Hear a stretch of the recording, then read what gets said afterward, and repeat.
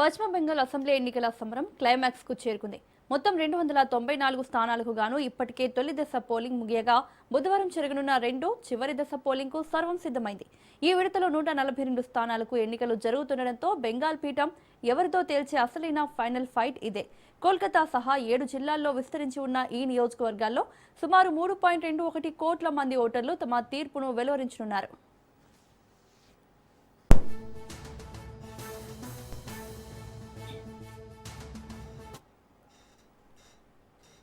ఈ ఎన్నికలను కేంద్రంలోని బీజేపీ నాయకత్వం ప్రతిష్టాత్మకంగా తీసుకుంది. ప్రధాని మోదీ, కేంద్ర హోంమంత్రి అమిత్ షా బెంగాల్ను తమ ఖాతాలో వేసుకోవాలని వ్యూహాత్మక అడుగులు వేశారు. బెంగాల్ సంస్కృతికి విఘాతం కలిగిస్తున్నారంటూ దీది చేసిన విమర్శలను తిప్పికొడుతూ అభివృద్ధి, పారిశ్రామికీకరణ, నిరుద్యోగ సమస్యలను బీజేపీ అస్త్రాలుగా మలుచుకుంది. మరోవైపు మమతా బెనర్జీ బెంగాల్ కూతురు అనే నినాదంతో ఒంటి చేత్తో పోరాడుతున్నారు. లక్ష్మీ బండారు వంటి సంక్షేమ పథకాలు తనను గట్టెక్కిస్తాయని ఆమె నమ్ముతున్నారు.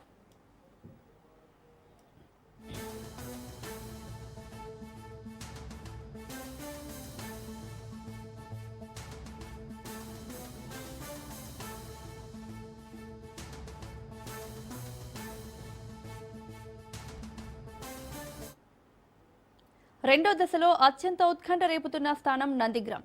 ఇక్కడ సువేందు అధికారి పవిత్రకర్ మధ్య పోరు కేవలం ఒక సీటు కోసం జరుగుతోంది కాదు, అది ఆత్మగౌరవ పోరాటంగా మారింది. సిలిగురిలో మేయర్ గౌతమ్ దేవ్, శంకర్ ఘోష్ మధ్య పట్టణ ఆధిపత్య పోరు సాగుతోంది. బహరాంపూర్లో కాంగ్రెస్ సీనియర్ నేత అధీర్ రంజన్ చౌదరి తన రాజకీయ మనుగడ కోసం పోరాడుతుండగా కృష్ణగంజ్లో సుకాంత బిశ్వాస్ వంటి నేతల భవితవ్యం బుధవారం తేలనుంది. మమతా బెనర్జీ పోటీ చేస్తున్న భవానీపూర్లోనూ పోలింగ్ బుధవారం జరగనుంది.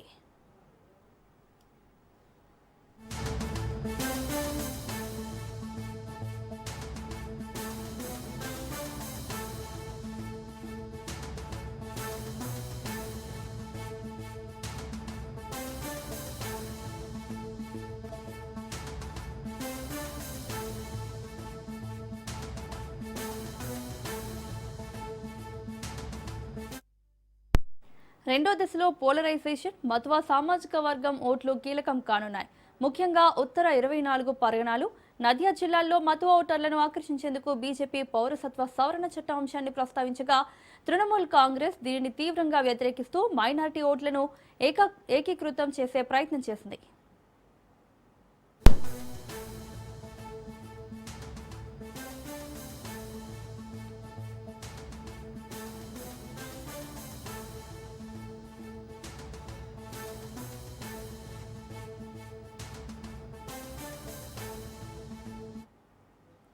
తొలి దశలో భారీగా ఓటింగ్ నమోదు కావడంతో రెండో దశలోనూ అదే ఉత్సాహం కొనసాగుతుందని భావిస్తున్నారు.